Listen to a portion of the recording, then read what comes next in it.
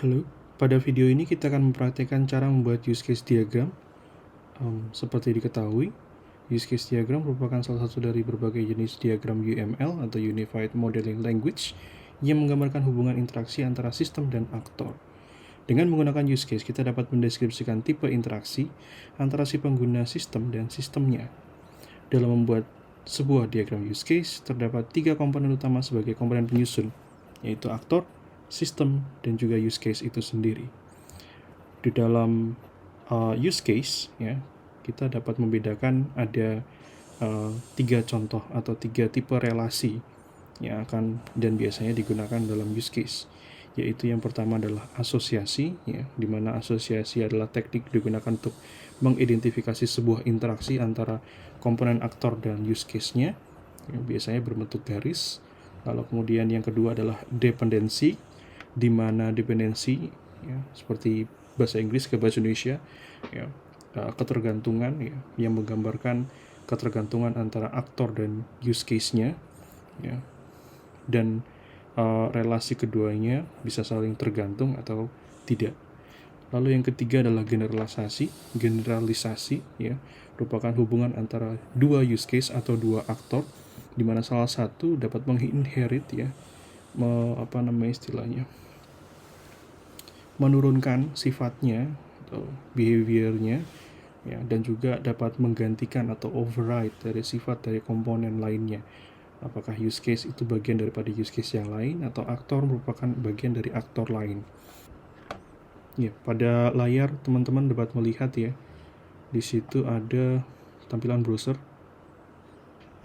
Saya sudah menavigasikan ke online.visualparadigm. Ya, ini posisinya saya sudah login sehingga nanti muncul tombol workspace. Sini saya bisa klik saja. Lalu saya akan dibawa kepada halaman dashboard dari Visual Paradigm. Ya, kita di sini kita membuat satu use case, kita buat tampilan baru. Saya memilih A4, ya, mana? A4. Ini karena tertampil di pop-up jadi tidak tertampil di layar. Situ sudah muncul satu file baru yaitu RKS demo. Bisa dibuat, ya, bisa dibuka, ya. Oke. Ketika dibuka tampilannya seperti ini, ya. Tampilan kertas pasti, ya, sebelah tengah, lalu sebelah kiri kita bisa milih. Pastinya sini tidak tertampil use case, maka kita ke bagian diagram. Di bagian bawah, ya, ada shapes. Kita klik, lalu kita cari use case, enter. Oke, pilih yang UML, centang, lalu apply. Maka nanti harusnya muncul di bawah. Nah, muncul di bawah. Oke. Seperti yang saya sebutkan tadi, ketika kita membuat use case, ya, kita menggambarkan aktor, ya, ini kita klik akan muncul di layar aktor, lalu kita menggambarkan sistem, ya, dan juga bagaimana hubungannya ke sistem. Maka hubungannya adalah ke use case. Use case berada di dalam sistem. Oke, lalu bagaimana menghubungkannya? Kita menggunakan tipe pertama dari use case, yaitu asosiasi. Kita klik ini, lalu kita hubungkan, kita klik dan drag ke use case-nya. Dilepas, maka akan terhubung antara aktor dan use case. Seperti itu. Nah, begitupun dengan yang lain, ya, seperti dependensi dan juga generalisasi, ya. Kita akan menemukan satu persatu. Oleh karena itu kita butuh contoh. Oke. Kita contohkan suatu kasus namanya sistem informasi toko. Oke. Ya, ibaratnya kita akan membuat suatu sistem informasi untuk toko kelontong, ya. Maka ini diperbesar supaya nanti bisa kelihatan, atau layarnya bisa diperbesar. Oke.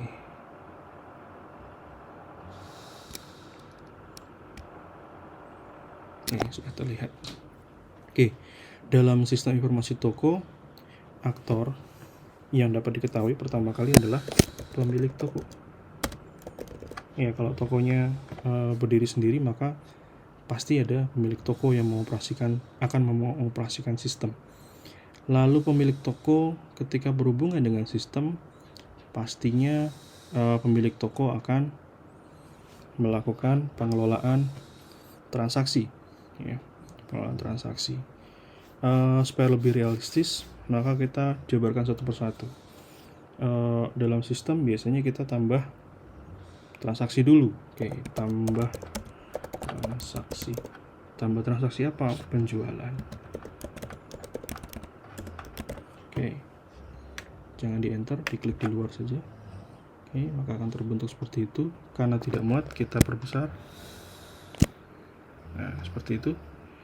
Oke,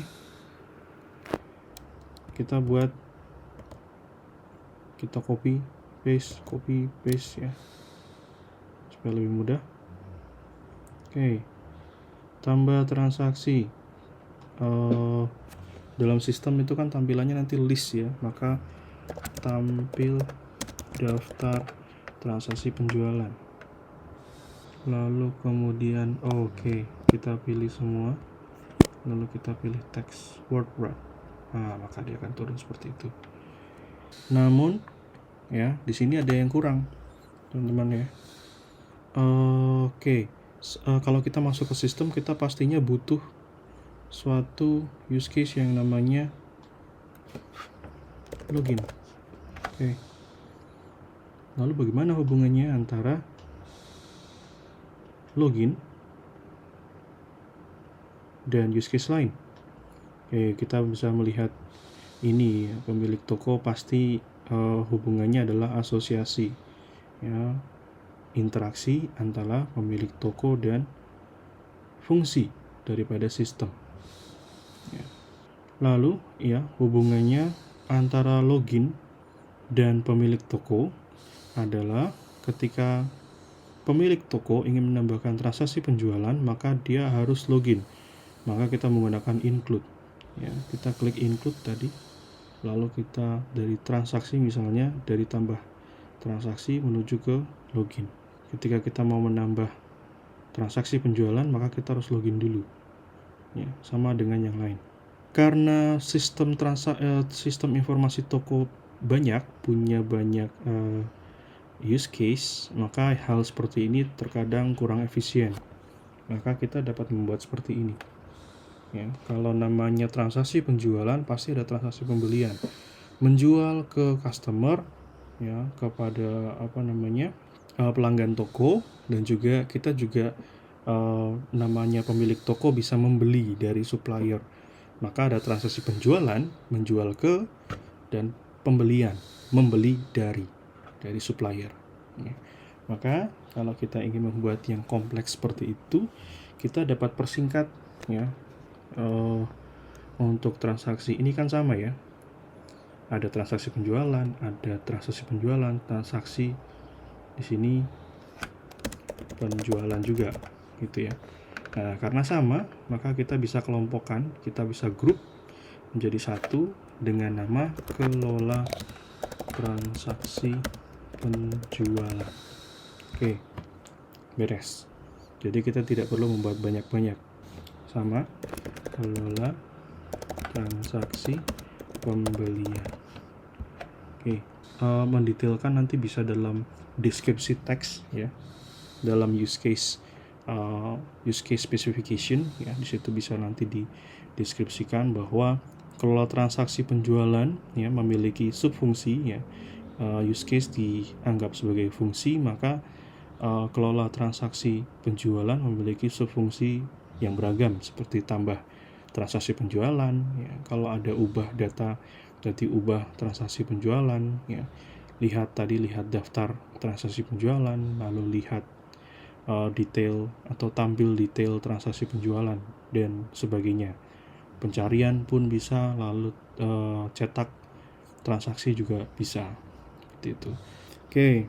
Lalu kemudian kita sudah menggambarkan dua jenis atau dua tipe use case, yaitu asosiasi dan dependensi. Dependensi pun baru satu, include ya. Dependensi ada dua, include dan extend. Ya. Untuk include, ketika kita melakukan kelola transaksi penjualan, maka kita harus melakukan login. Ya, ini wajib. Ya, sedangkan extend sebaliknya. Ya, kita contohkan satu. Saya copy aja deh. Ya, ketika kita mengelola transaksi penjualan, ya, seringkali kita melakukan cetak struk. Ya, ada cetak struk. Ya, lalu cetak struk ini dianggap seperti apa dan hubungannya seperti apa ke use case lain. Ya. Maka dia dianggap sebagai extend. Extend berarti dari kelola ke struk. Ya. Hubungannya seperti itu. Panahnya mengarah ke kelola transaksi penjualan. Ya, seperti di toko-toko pada umumnya, ketika transaksi penjualan selesai dilakukan, maka akan cetak struk transaksi. Namun seringkali ada yang menanyakan, ya, kasirnya menanyakan, Bapak, Ibu mau menunggu struknya atau tidak, gitu ya. Nah, maka bersifat opsional, ya, tidak wajib.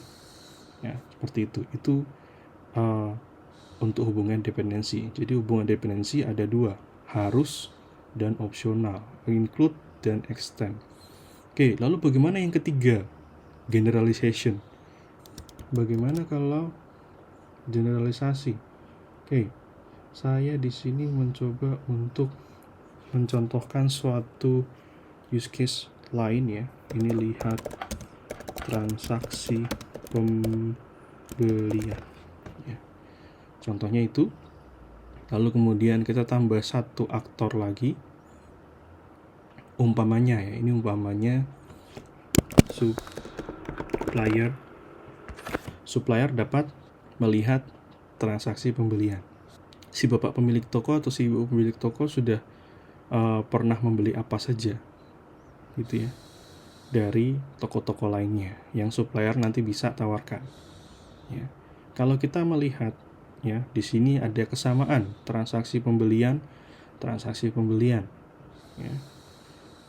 Seperti yang sudah saya jelaskan secara singkat, bahwa generalisasi merupakan hubungan antara dua use case atau dua aktor di mana salah satu menginherit dan menambah, ya, menginherit atau menurunkan sifatnya atau juga mengoverride, ya, menggantikan sifat dari komponen lain atau use case lain.